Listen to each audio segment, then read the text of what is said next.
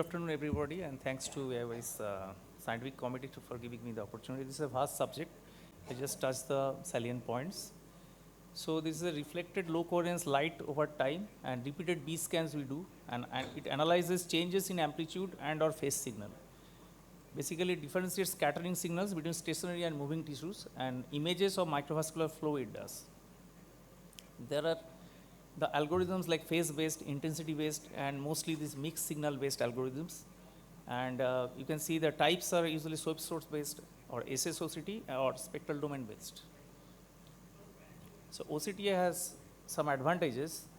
It is in vivo optical biopsy, dye not needed, so it is safe for elderly, in pregnancy, and it can be done repeatedly.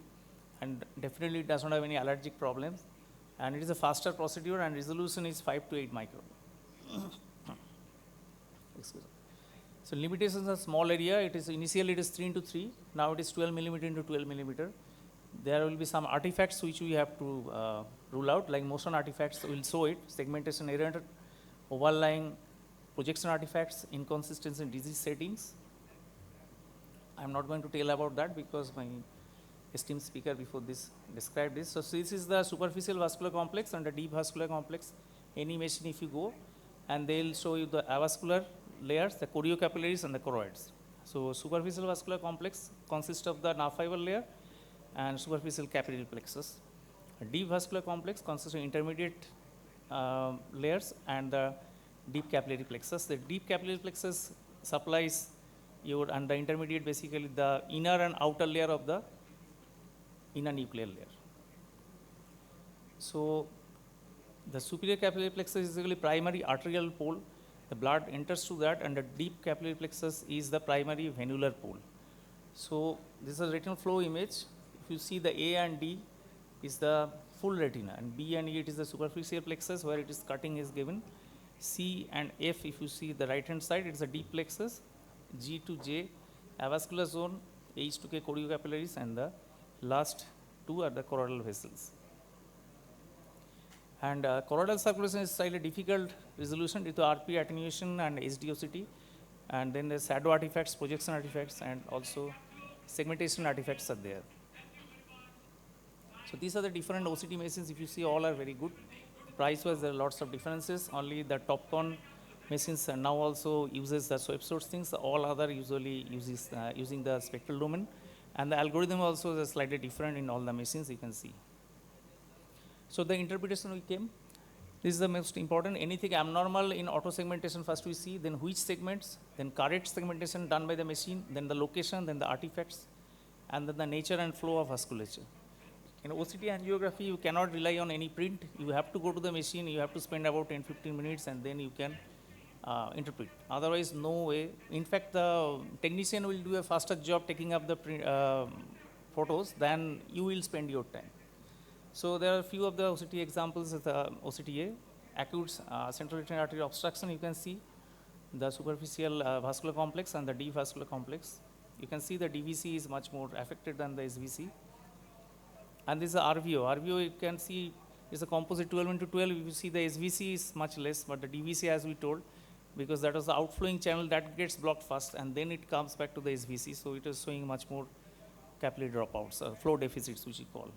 And the diabetic retinopathy, if you see, the small arrowheads we are showing, this is the microvascular anomalies, and the blue arrows are definitely the vascular dropouts. And this is the NVE, which can be combined with the B-scan OCT, and if you see, this is the arrowhead showing a vessel. On the pre-retinal surface, the unphased OCT showing definitely it is NVEs, and the B-scan showing the flow overlay. So you can find out it's the NVE. This is the type 3 neovascularization before and after few anti-VEGF injections, you can see the left side. And a type 1 macular neovascularization.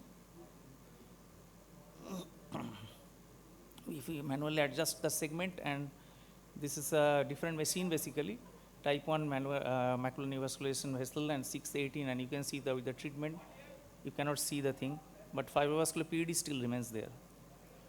There is, with multiple injection, we have given aflibercept, brolucizumab, and ultimately faricimab. Every 2 to 3 monthly we give faricimab, and now it's stabilized, you can see. And this is so, and the angioretins, the optoview machines, some photos are there, you can see there. And we'll go to the, this another patient, yeah. So you can see here, if you see this one, we'll see there is a abnormal blood vessels, but segmentation, see it is wrongly done, the blue head. And if we correctly segment, make it a segmentation, then it gets vanished. So this is a segmentation artifact. And here you see the white lines, and you see the duplication artifacts with the middle photo, the blue arrow, and then the stretch artifacts are there. These projection artifacts don't go fully, basically. And you will see here the dark vessel artifacts are there. It is there in the small white arrows, and the oval things they have shown here. You can see the red colored blood vessels, which is going through all the layers. So it is showing into the up layer, like the deep vessel complex, that is still vessel is still there. So we have to see in the machine, basically, and see the blood vessel markers also in the SD OCT, the lower down B scan OCT, where you see 2 dimensional, and then you have to compare with the up, and then you can reach a diagnosis, okay, the vessel is there or not. And shadow artifacts, and thank you. That's all.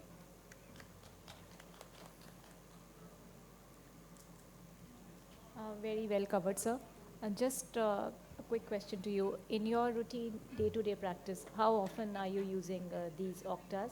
And secondly, do you use them in monitoring your diseases as well, or just for the initial diagnosis?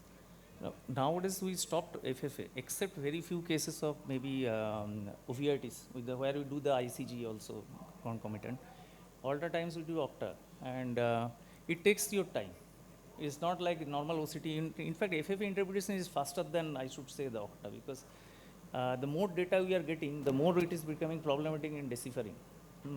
And the second question, madam, what you asked? That are you using OCTAs to, suppose if it's a case of an exudative AMD, are you still relying on your OCT images vision, or are you still following up on your OCTA images and seeing your vascular complexes to decide on the need for an anti-VEGF? So whatever we do, madam, very honestly, first we do the OCTA instead of the FFA or ICG, and then we start the treatment, and that time we do the SD OCT or the 2D OCT. And then we follow up with the 2D OCT.